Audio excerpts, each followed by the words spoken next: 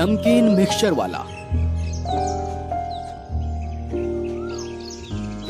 एक गांव में हीरालाल नाम का आदमी अपनी पत्नी अंकिता के साथ रहता था। कुछ दिनों से हीरालाल की नौकरी चली गई थी, इस कारण वह घर में ही था। हमें कुछ बिजनेस शुरू करना चाहिए जिससे कुछ पैसा आ जाए। हाँ जी, आप सही बोल रहे हो। क्यों ना हम खुद का बिजनेस शुरू करें? तुम सही बोल रही हो। क्यों ना फलों का बिजनेस शुरू करें? फलों का बहुत दुकान है ना, और इससे बहुत समय लगेंगे पैसे कमाने में। तो फिर क्या करना चाहिए? हम लोग नमकीन मिक्सचर का बिजनेस शुरू करते हैं। दोनों मिलकर घर में बनाएंगे और गांव-गांव जाकर मैं बाइक में उसे बेचूंगा। ये तो बहुत अच्छा काम है। इससे अच्छा और जल्दी कमाई होगा। वैसे भी लोग फलों से ज्यादा ये सब खाते हैं। फिर दोनों मिलकर शुद्ध तेल और शुद्ध आटा मैदा मिलाकर नमकीन मिक्सचर बनाते और फिर हीरालाल उसे गांव में घूम घूम कर बेचता। एक दिन एक आदमी हीरालाल के पास आता है। भैया, जरा 5 किलो मिक्सचर देना तो। पर आप इतना धीरे क्यों बोल रहे हो? मेरी पत्नी मिक्सचर खाने से मना करती है ना, इसलिए। पर क्यों? मिक्सचर खाने में क्या बुराई है? तभी ग्राहक की पत्नी आ जाती है। तुम फिर मिक्सचर ले रहे हो? दीदी, मिक्सचर खाने में क्या बुराई है? भैया, इसे मिक्सचर इतना पसंद है कि दिन भर खाता है। सुबह शाम रात 24 घंटे खाना ही नहीं खाता। इस कारण ये घर में इतना गैस छोड़ता है कि बदबू से हमें सांस लेना तक मुश्किल हो जाता है। फिर वो औरत अपनी पति को मारते मारते घर ले जाती है। गजब के लोग हैं यार दुनिया में। फिर हीरालाल आगे बढ़ जाता है और कुछ दिनों में हीरालाल और अंकिता दोनों की अच्छी कमाई होने लगती है और धीरे धीरे उनका बिजनेस बड़ा हो जाता है। लेकिन साथ ही साथ घमंड भी बढ़ जाता है और ग्राहकों के प्रति उसका व्यवहार कुछ बदल सा जाता है। हीरालाल छुट्टे के बदले लोगों को टॉफी देने लगा। एक गांव में राजू नाम का लड़का रहता था जो रोज हीरालाल से नमकीन मिक्सचर खरीदता और हीरालाल उसे छुट्टे के बदले टॉफी देता। राजू के पास धीरे धीरे बहुत सारा टॉफी हो गया था। एक दिन हीरालाल गांव में नमकीन मिक्सचर बेचने आता है। तभी राजू भागते भागते हीरालाल के पास आता है। हीरा चाचा, ये लो टॉफी और मुझे नमकीन मिक्सचर दे दो। टॉफी से कोई नमकीन मिक्सचर आता है क्या?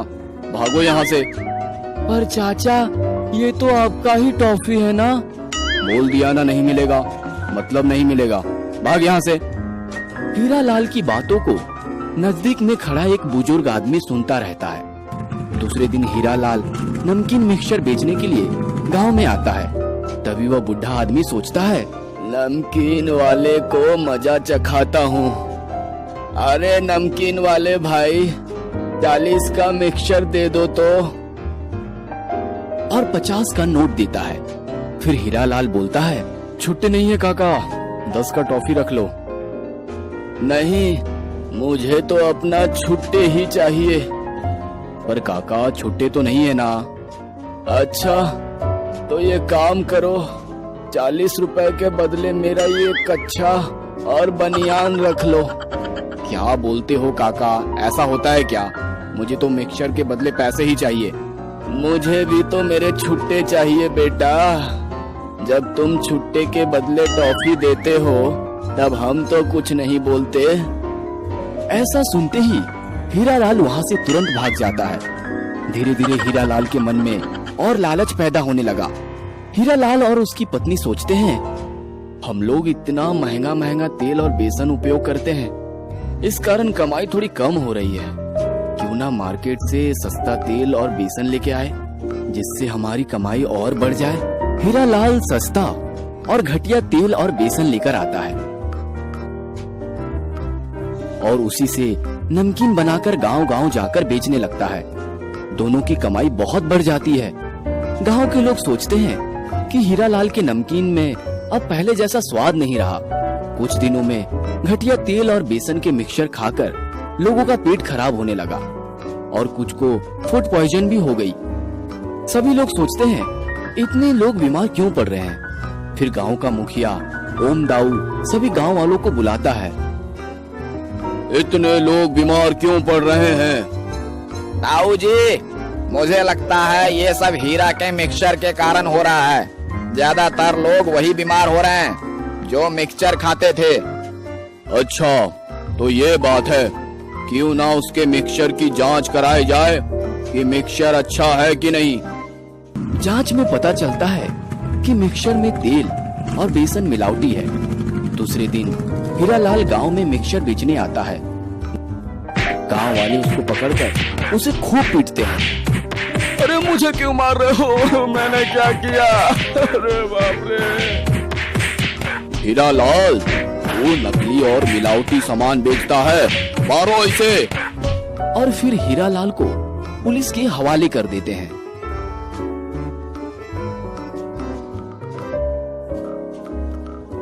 Banana boat.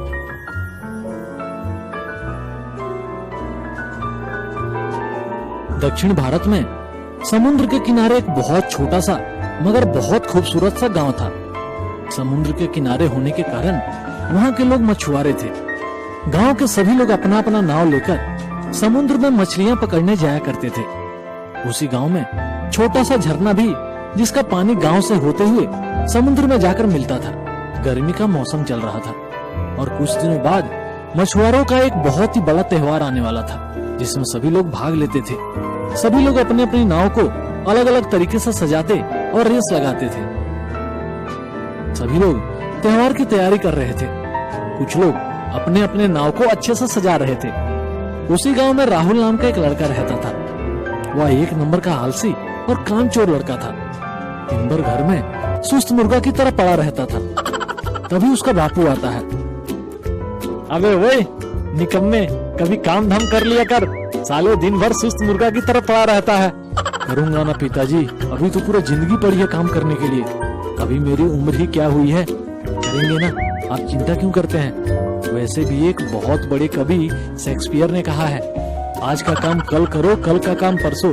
इतनी जल्दी क्या है भैया, जीना बहुत दिन तक है बरसों। अबे वो शेख चिल्ली की फोटोकॉपी, ये शेक्सपियर ने नहीं, कबीर जी ने कहा है। और वो ये कहा था, कल करो सो आज कर, आज करो सो अब, पल में प्रलय होगी बहुरी करेगा कब। जो भी हो बापू, क्या फर्क पड़ता है, काम करने से तो तू रहा। अगले रविवार हमारा त्योहार है, कुछ सोचा है उसके बारे में। कर लेंगे ना पिताजी, अभी बहुत टाइम है। बेटा इस बार अच्छा काम नहीं किया ना तो तेरी खैर नहीं। ठीक है पिताजी।